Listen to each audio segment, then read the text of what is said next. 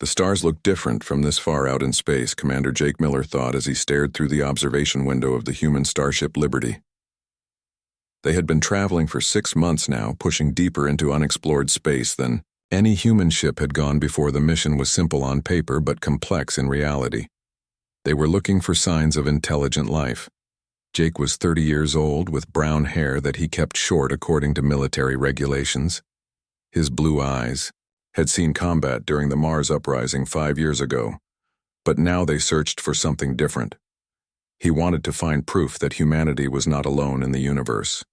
The bridge was quiet, except for the soft humming of computers.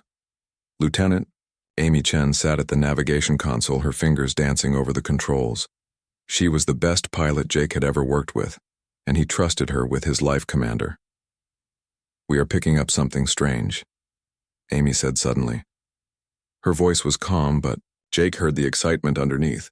Jake moved to stand behind her chair, looking at the screen. "What have you found?" "There is an energy signature about 50,000 kilometers ahead. It does not match anything in our database. The pattern is too regular to be natural, but it is not like any human technology." Jake felt his pulse quicken. Could this be it?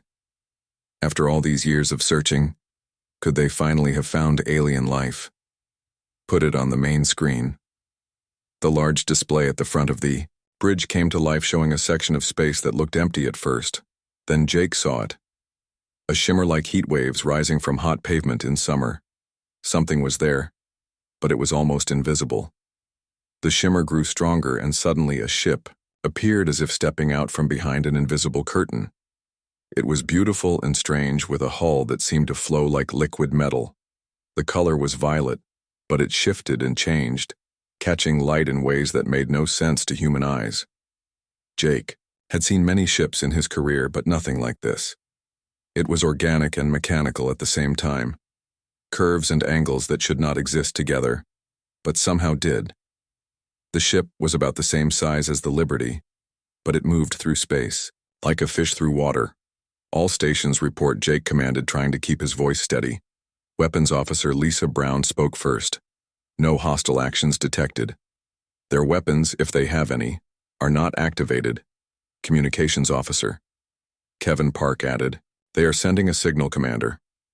It is not in any human language, but the computer is working on translation."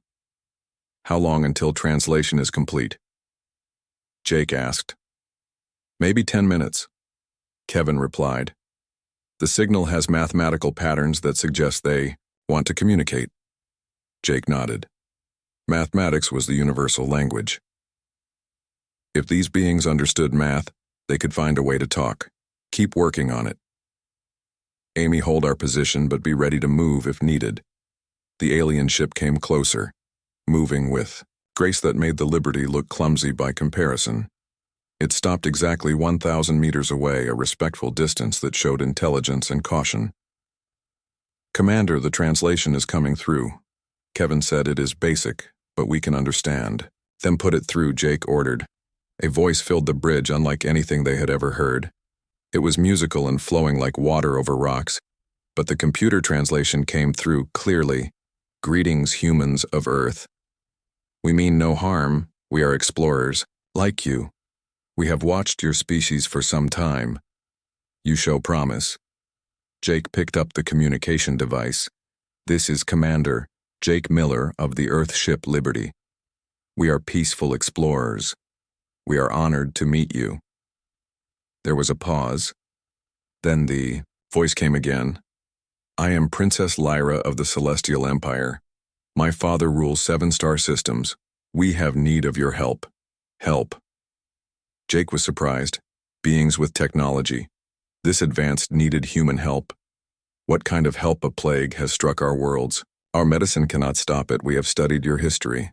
Humans have a gift for survival. You adapt, overcome, evolve. We believe you may have the answer. We seek." Jake looked at his crew. They all wore expressions of amazement and excitement. "Dr. Susan White, the ship medical officer, stepped forward. "Commander, if they are dealing with a biological threat, we should help. It is the right thing to do, and think of what we could learn."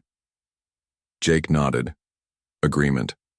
"Susan, prepare the medical bay. Kevin tell them we are willing to help.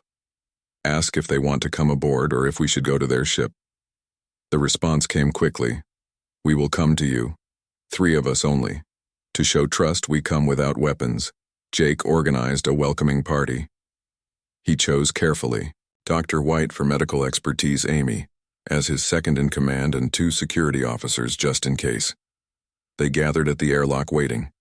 The alien ship extended what looked like a tunnel of light that connected to the Liberty airlock. Jake had never seen technology like this.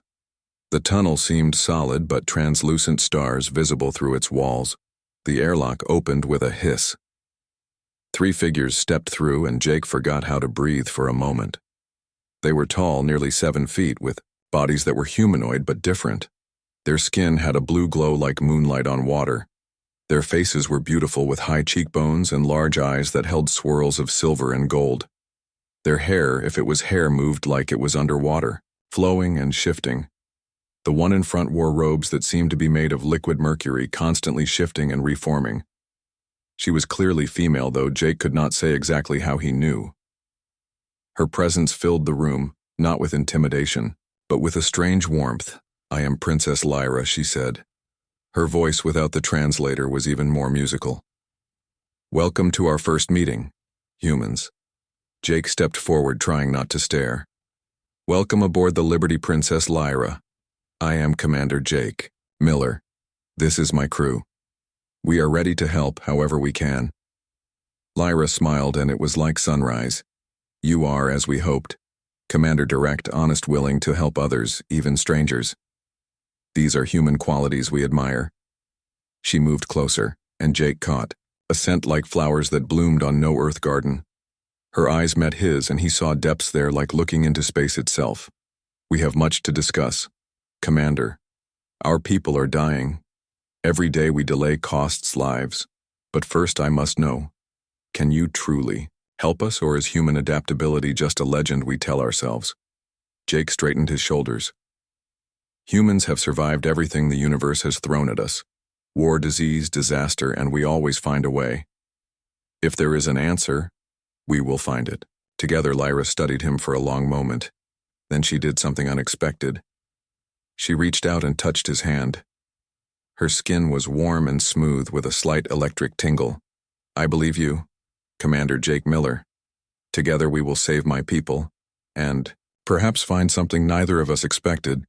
Jake felt something shift in that moment, like the universe had suddenly become larger and smaller. At the same time, the first meeting between humans and the Celestial Empire had begun, and nothing would ever be the same again. The medical bay of the Liberty had been transformed in the past 3 days. Human and celestial technology merged in ways that should have taken years to figure out, but somehow worked perfectly. Dr. Susan White worked alongside the celestial healer named Zara, sharing knowledge that spanned galaxies. Jake watched from the doorway as Lyra bent over a microscope, studying samples of the plague that threatened her people. She had removed her flowing robes and wore a simple silver garment that clung to her tall frame. Her hair today was pulled back, revealing the elegant curve of her neck. She must have sensed him watching, because she looked up and smiled. "Commander Miller, coming to check on our progress again. This is the 5th time today." Jake entered the room, trying to look casual. "I am responsible for everything that happens on this ship. That includes making sure our guests have everything they need." Lyra laughed, a sound like crystal chimes. "Your doctor has been most helpful. We have isolated the plague organism. It is unlike anything in our medical databases, but Susan believes human immune systems might hold a key." Susan looked up from her workstation. "Commander, the plague is fascinating and terrifying. It attacks their copper-based blood cells. Humans have iron-based blood, which might make us immune. We need to run more tests, but I think we can create a cure." "How long?" Jake asked. "Maybe 2 weeks if everything goes right." Susan replied. "But we need to test it carefully. We cannot risk making things worse." Lyra moved closer to Jake, close enough that he could feel the warmth radiating from her. "My people are patient, Commander, but they are also dying. Every day counts." Jake met her eyes, seeing the pain there. "I know, Princess. We will work as fast as we safely can." You have my word. She studied his face, then nodded. Your word means something. Commander Miller, I have learned this about humans. You keep your promises even when it costs you. Not all humans, Jake said honestly. But we try that evening. Jake found Lyra in the observation lounge. She stood alone looking out at the stars. Her two companions had returned to their ship, but she remained on the Liberty to coordinate the research. The room was dark, except for starlight. Jake approached slowly, not wanting to startle her. Hey, sweetie, he said softly, the endearment slipping out before he could stop it. Everything okay? Lyra turned to him, and he saw tears on her face, though they were not like human tears. They seemed to glow slightly, leaving trails of light on her blue skin. Yes, darling, she replied, trying the human word she had learned from watching the crew interact. I am just thinking of home, wondering how many of my people have died while I have been gone. Jake wanted to comfort her, but did not know if touching her would be appropriate in her culture. May I, he asked, gesturing to her hand. She nodded, and he took her hand in his. It was warm and soft with that same electric tingle he had felt before. Tell me about your home, Jake said.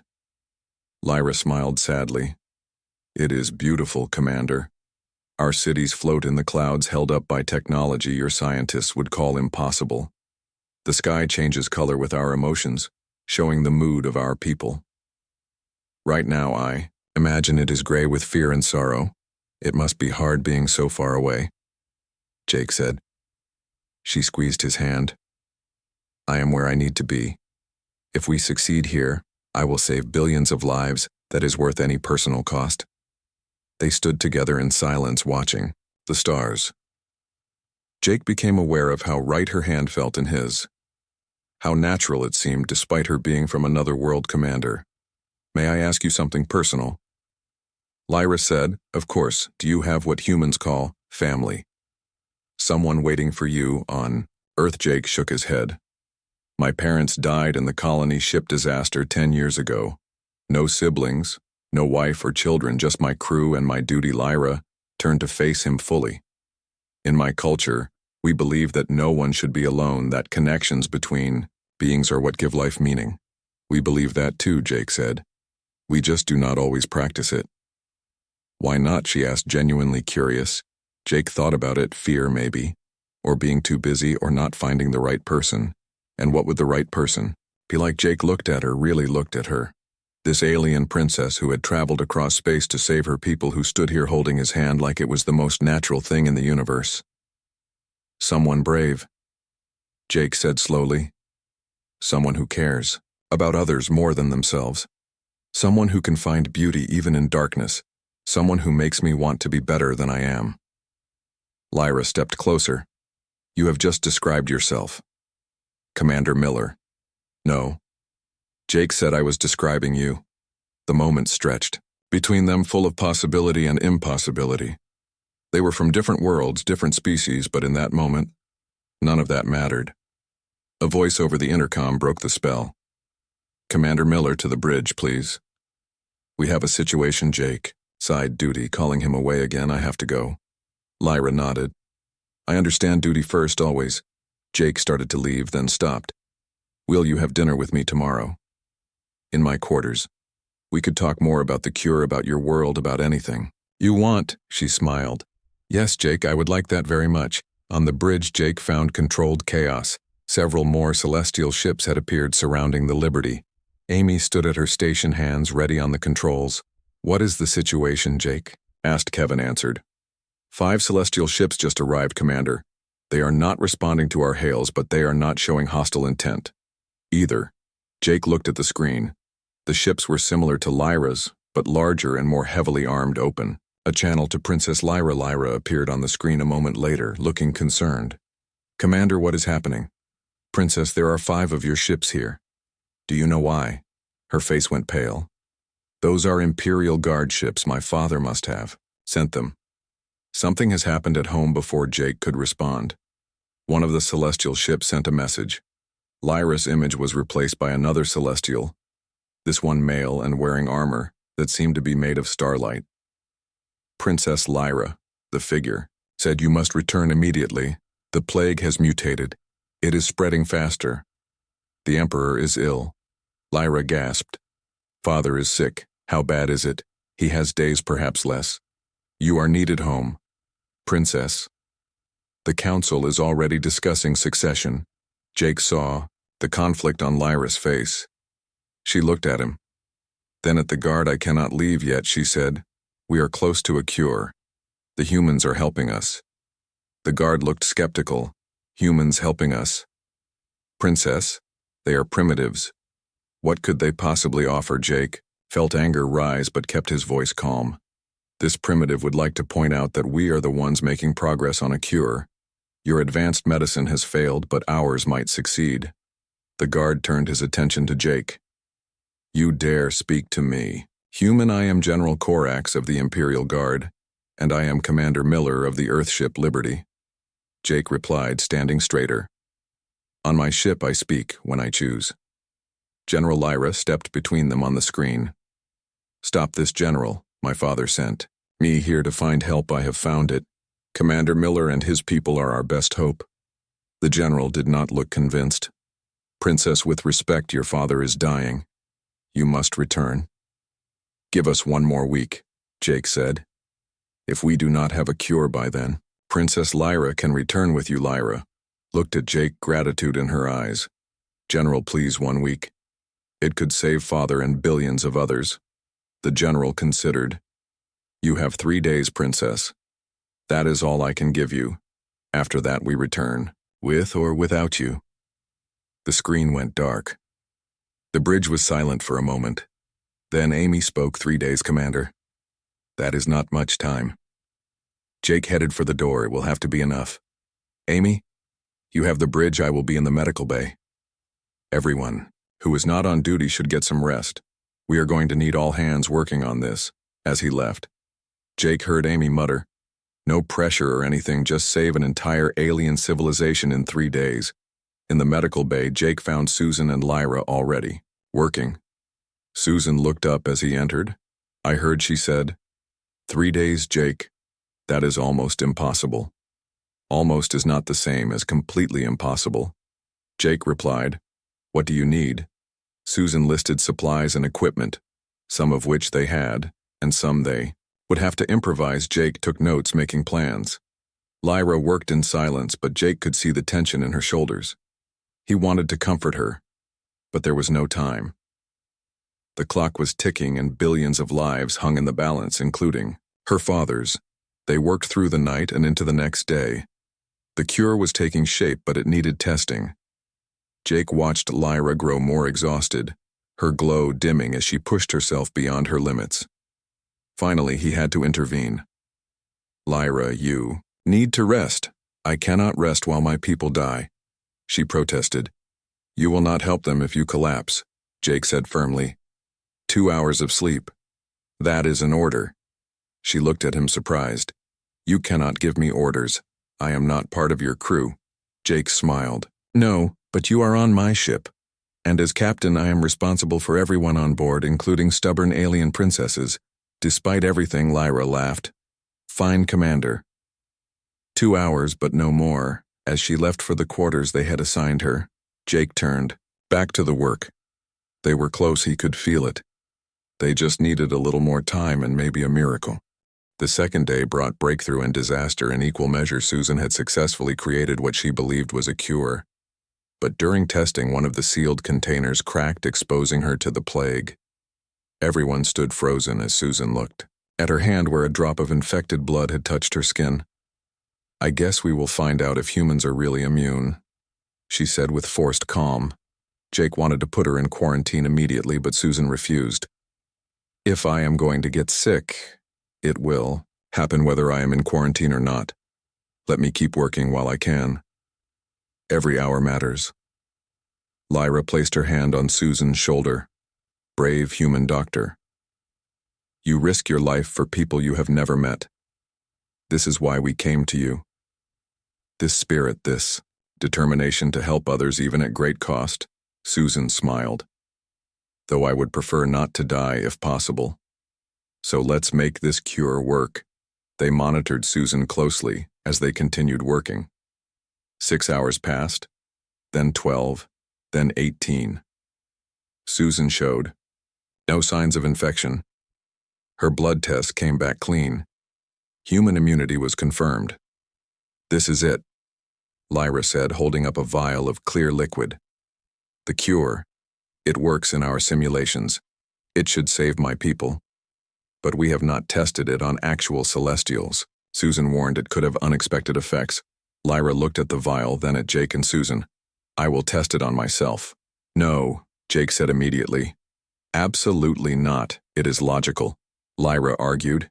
"If it works, I am cured, and we can mass produce it. If it fails, you only lose one Celestial, not billions."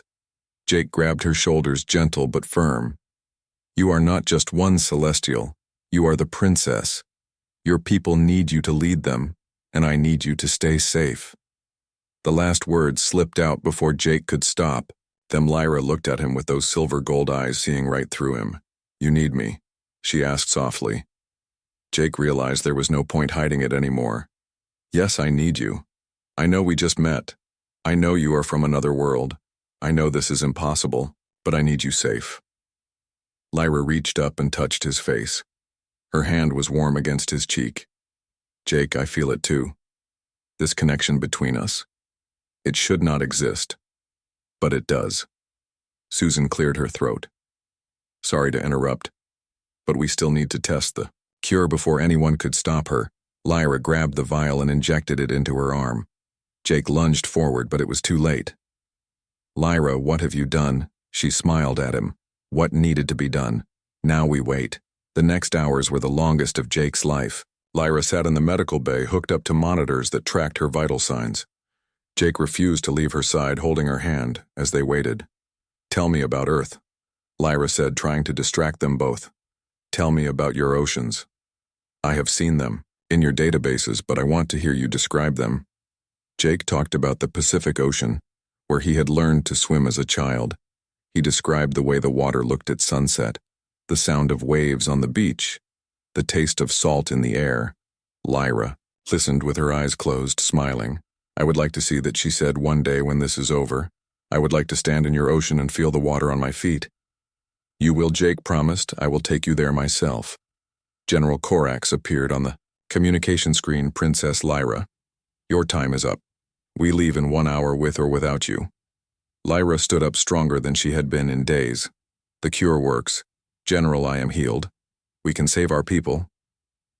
The general looked skeptical. "You are certain?" Susan showed him the test results. "Completely certain. The plague is gone from her system. We can begin mass production immediately." "How long to create enough for our worlds?" the general asked. "With your technology helping us, maybe 2 weeks," Jake said. The general shook his head. "Too long, the Emperor will be dead by then. Then we go now."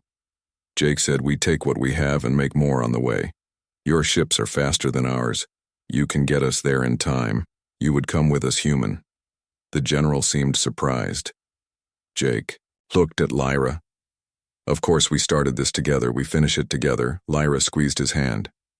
"Thank you, Jake." The Liberty flew in formation with the celestial ships pushed to speeds Jake had not thought possible. The human crew worked around the clock, producing more cure while the celestial ships fabricated the equipment they needed. On the 4th day they reached celestial space. Jake stood on the bridge watching as they approached Lyra's homeworld. It was more beautiful than she had described. Cities really did float in the clouds, connected by bridges of solid light. The sky was gray with worry, just as she had predicted. "The Emperor is in the palace," Lyra said. "He is still alive, but barely." They landed on a platform that extended from the palace itself. Jake, Susan, and a small team of humans followed Lyra through corridors that seemed to be made of carved starlight. The architecture was impossible curves that should not exist, spaces that were bigger inside than outside the throne. Room was vast, filled with celestials, all glowing dimly with worry. At the center, on a throne that looked like it was carved from a single diamond, lay the Emperor. He was ancient. His glow almost completely faded. Lyra ran to him. "Father, we have the cure. The humans found it.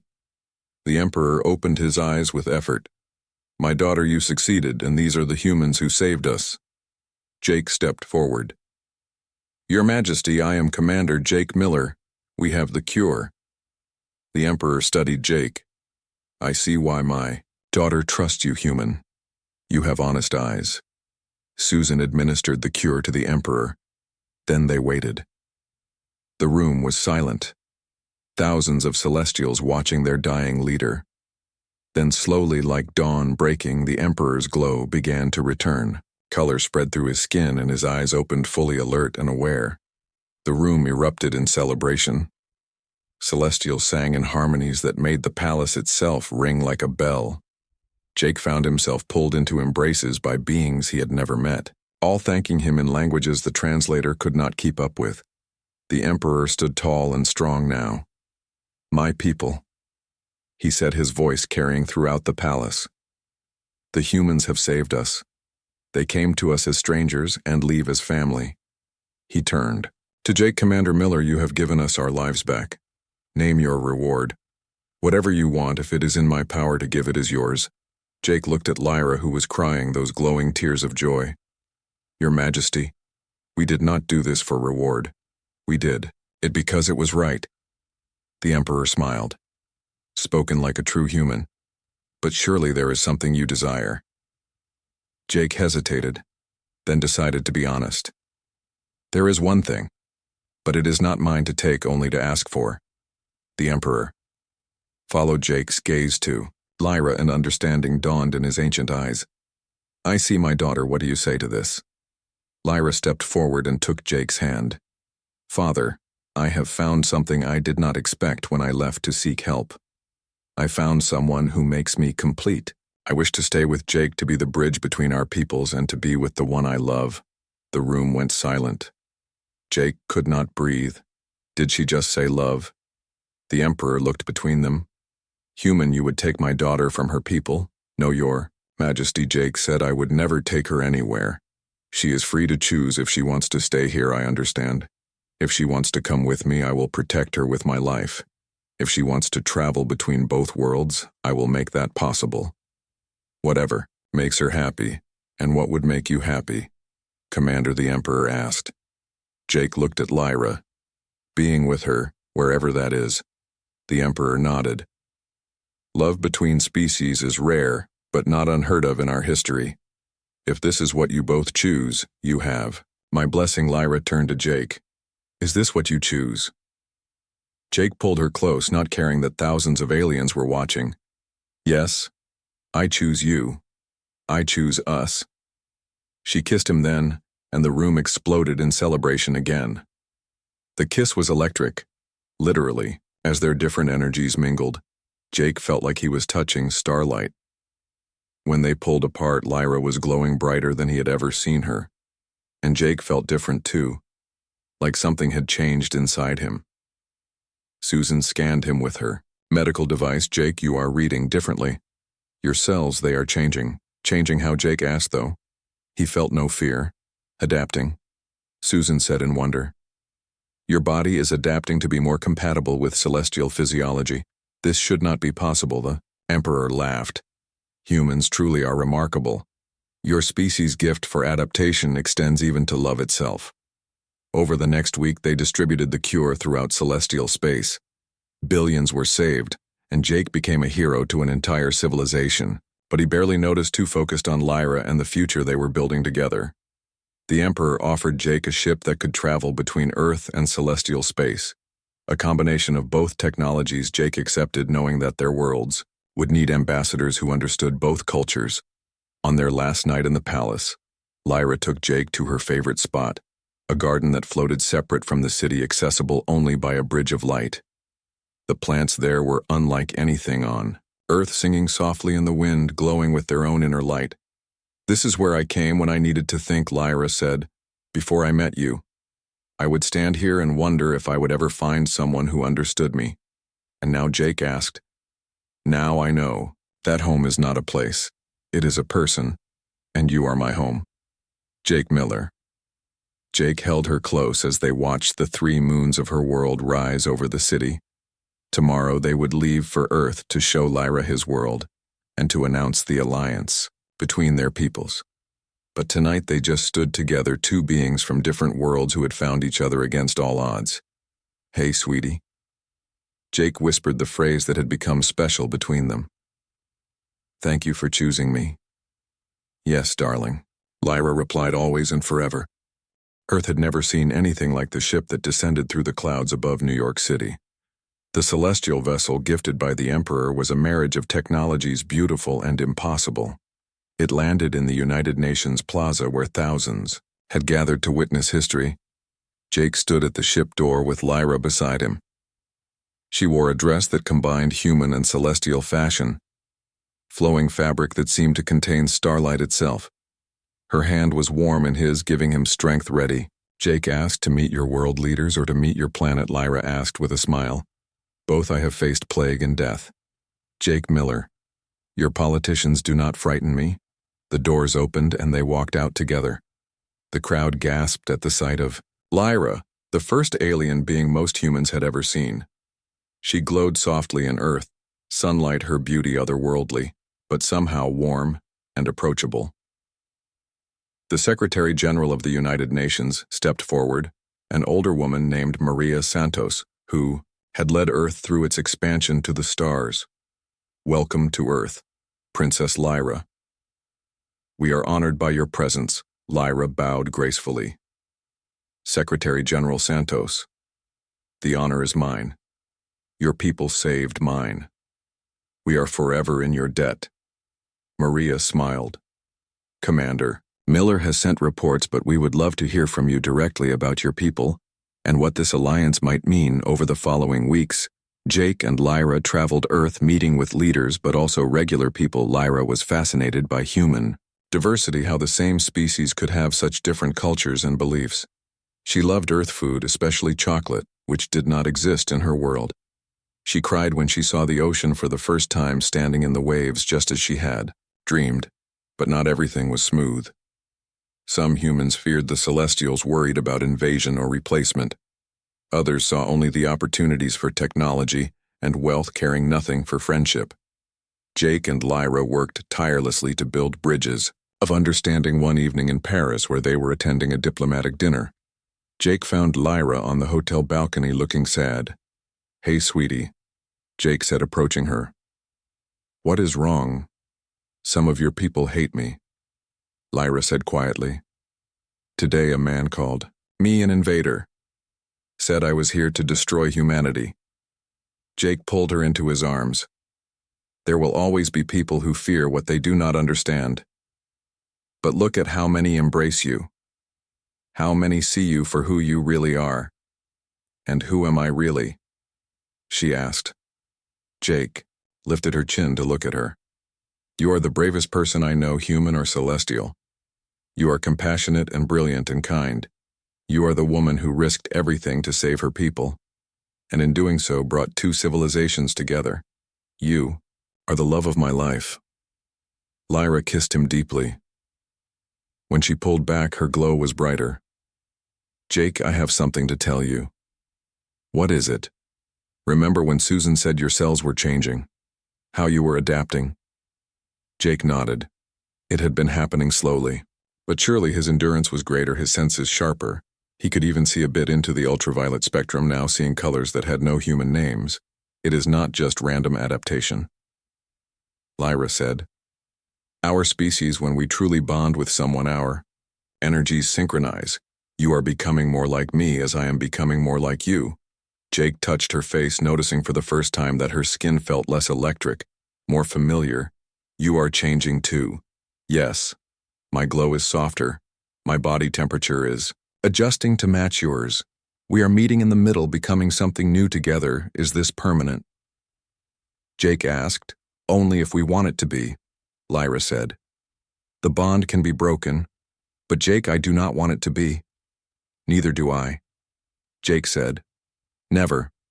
They were interrupted by Susan's voice from inside the room. "Jake, Lyra, you need to see this." They found Susan watching the news on the hotel screen. A massive earthquake had struck Japan. Thousands were trapped in collapsed buildings. The rescue efforts were struggling with the unstable rubble. "We have to help." Jake said immediately. Lyra was already moving. "Our ship has technology that can lift the rubble safely. We can save them." Within hours they were in Japan. The celestial ship hovered over the disaster zone using its gravity manipulation technology to carefully lift massive pieces of concrete and steel.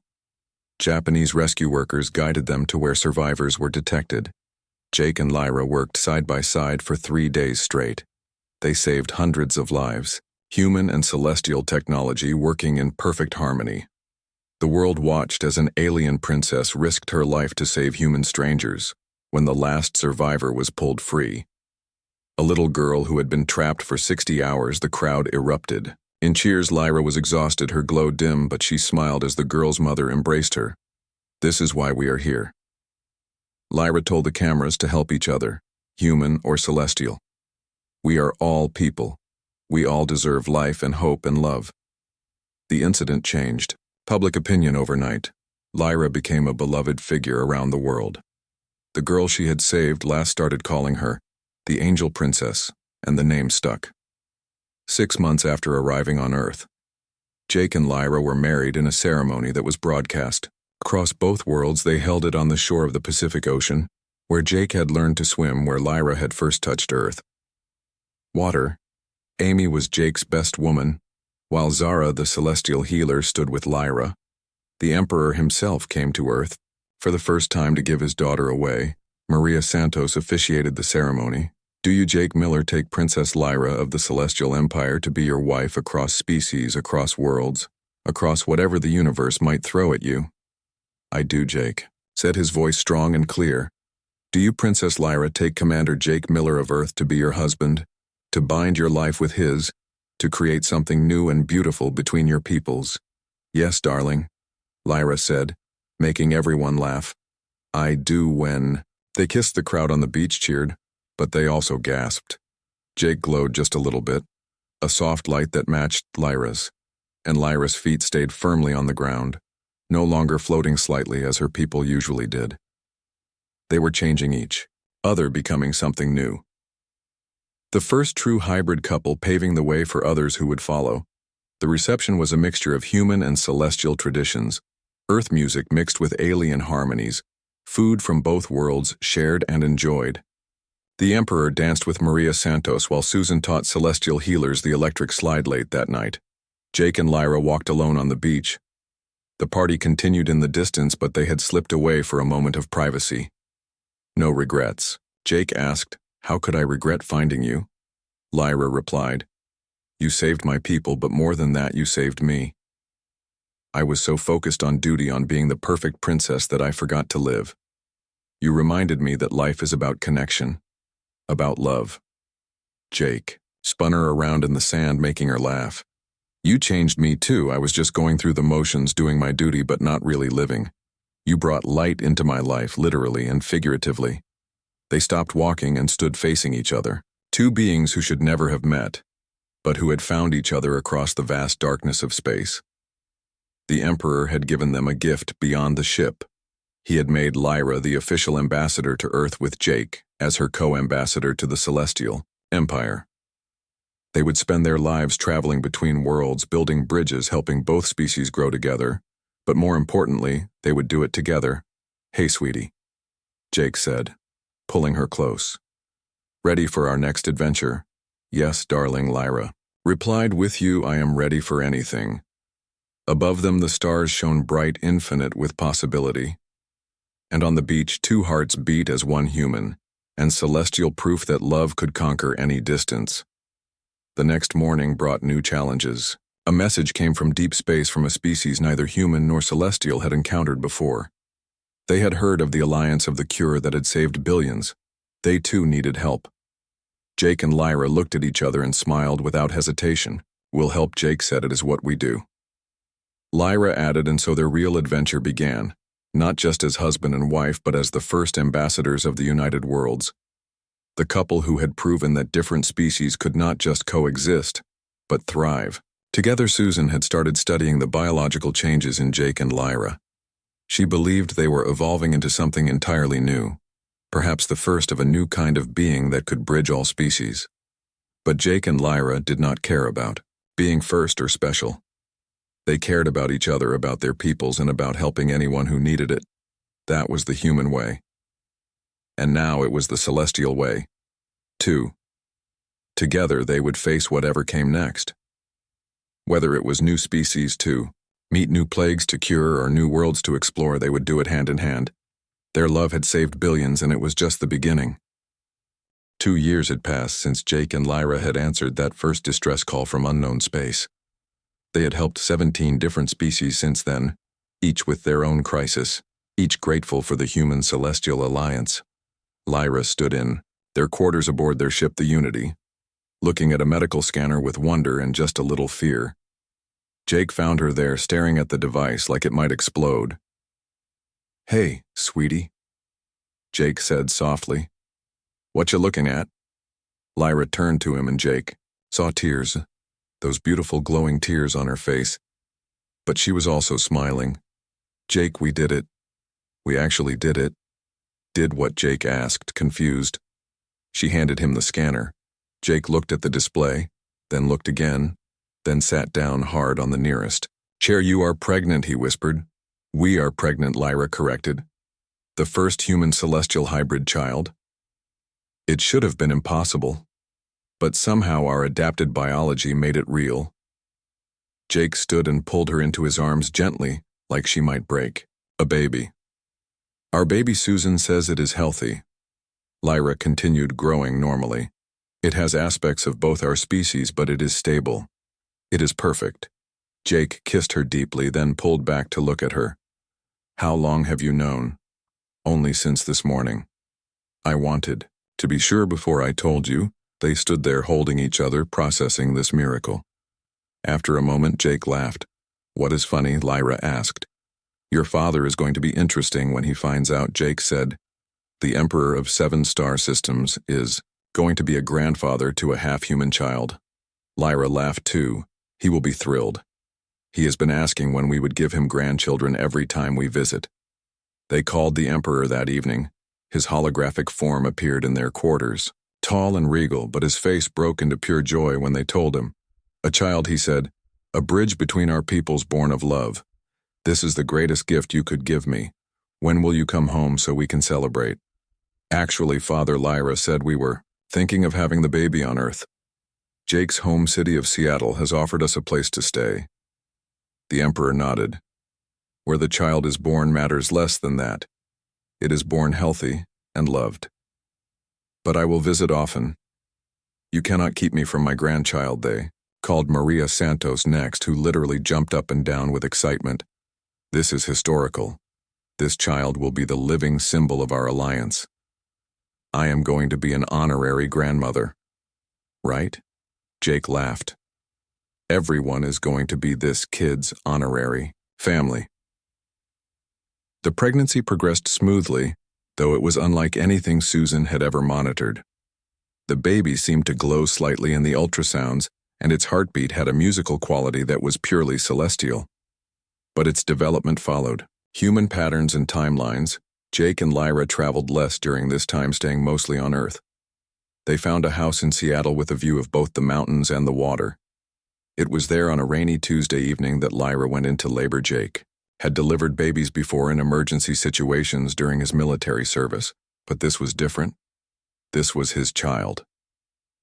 The medical team Susan led stood by, but Lyra wanted Jake to be the one to deliver their baby. The labor was long, but Lyra was strong. She glowed brighter with each contraction, lighting up the room. Jake held her hand, coached her through breathing, and told her over and over how much he loved her. Then finally, after 14 hours, a cry filled the room. But it was not just a cry. It was a note pure and beautiful that seemed to harmonize with itself. Jake lifted his daughter for the first time and forgot how to breathe. She was perfect. She had Lyra's luminescent skin, but dimmer, softer, more like moonlight than starlight. Her eyes were Jake's blue, but with gold flecks that swirled like galaxies. She had tiny fingers that gripped Jake's thumb with surprising strength. "She is beautiful," Lyra said, exhausted, but radiant. "What should we name her? Hope?" Jake said immediately. Hope Miller. Because that is what she represents. Hope Lyra it is, then the Emperor said from the hologram projector. He had been watching from his palace, unable to stay away. My granddaughter, the first of her kind, but not the last. Indeed, within a year, 3 more hybrid couples had formed and 2 more pregnancies were announced. It seemed that Jake and Lyra's adaptation was not unique. When beings truly loved each other, their bodies found a way to bridge the biological gap. Hope grew, quickly showing traits from both species.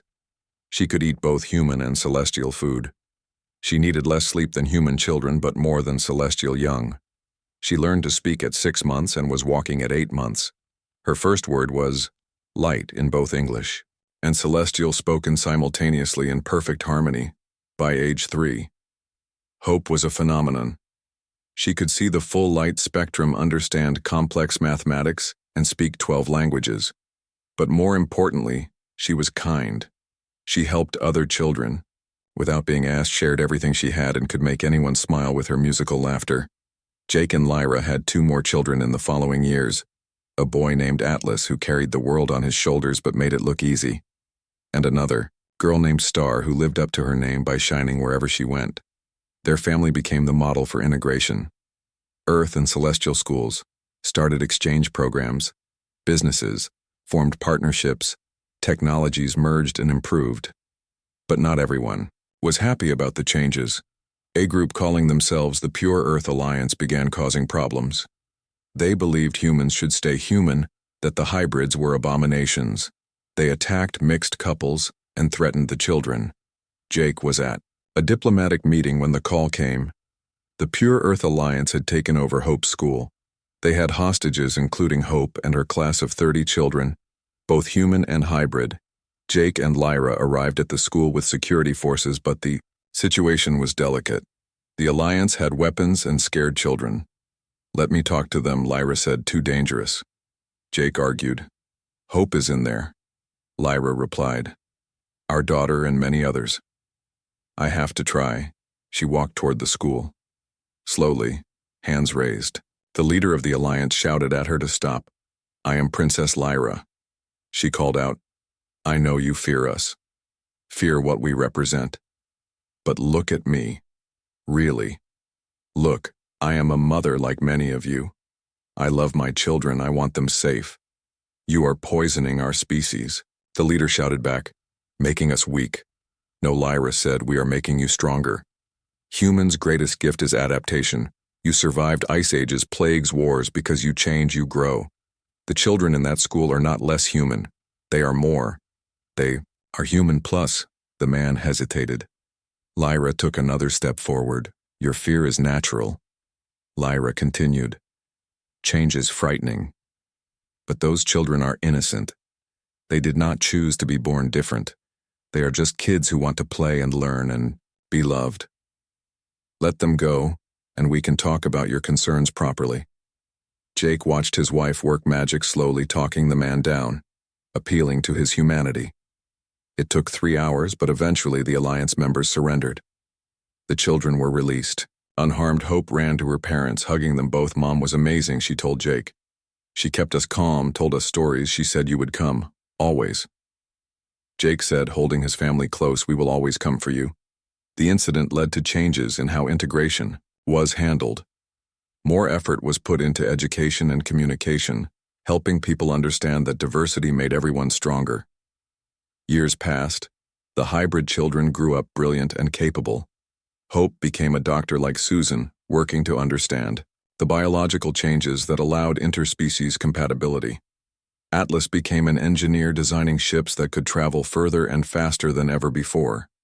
Star became an artist, creating works that touched souls across species. Jake and Lyra grew older together, though the aging process was different for them. Jake aged slower than normal humans, while Lyra aged faster than normal celestials. They met somewhere in the middle, growing old at the same pace on their 20th wedding anniversary. They stood on the same beach where they had been married, but now it was different.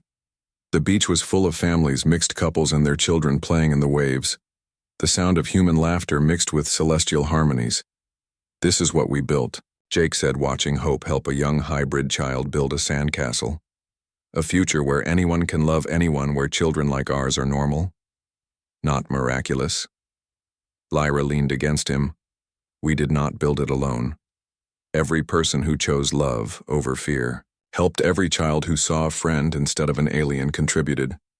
Hey, sweetie, Jake said, using their special phrase. You know I love you. Right? Yes, darling. Lyra replied. And I love you. More than all the stars you showed me. More than all the worlds we have visited. They were interrupted by their grandchildren. Hope had married a human named Daniel and had 2 children of her own. Quarter. Celestial, 3/4 human. They were something new again. Each generation becoming more integrated, more unified. Grandpa, tell us the story. One of them asked. The story of how you met Grandma and saved everyone. Jake and Lyra sat on the sand surrounded by their family and told the story. They told of a plague and a cure, of fear and hope, of 2 people from different worlds who found each other against all odds. And they all lived happily ever after. The youngest grandchild asked. No, Jake said, surprising everyone. They all lived, which is better. Happy comes and goes. But life continues. Each day brings new challenges and new joys. The important thing is to face them together, as the sun set over the Pacific, painting the sky in impossible colors. Jake and Lyra held each other. Their love had started as a desperate alliance between strangers. It had become the foundation for a new age of cooperation and unity.